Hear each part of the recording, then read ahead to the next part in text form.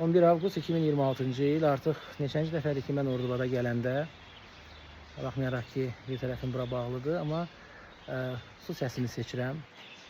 Burada da adı yazılıb, su səsi. Görürsünüz bu podiumda.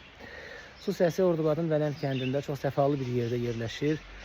Quşların səsi, qulaqlar, yəni çox gözəl hazırlanıb bura və möhtəşəm bir yerdir. Axşamlar bax burada, bayaq göstərdiyim kimi, podiumda musiqilər ifa olunur, mahnılar oxunur, şənlik, əyləncə. Yəni, mən tövsiyə edirəm, Ordubada gəlirsinizsə, əgər qalmaq istəyirsinizsə, su səsini seçin. Çünki su səsi həqiqətən möhtəşəmdir. Və biz də Cənnətin İqamətgahı filmini çəkəndə çəkiliş qrupumuzla burada qaldıq. Özüm gələndə burada qalıram və insanın ruhu burada dincəlir. Su səsini seçməyi tövsiyə edirəm.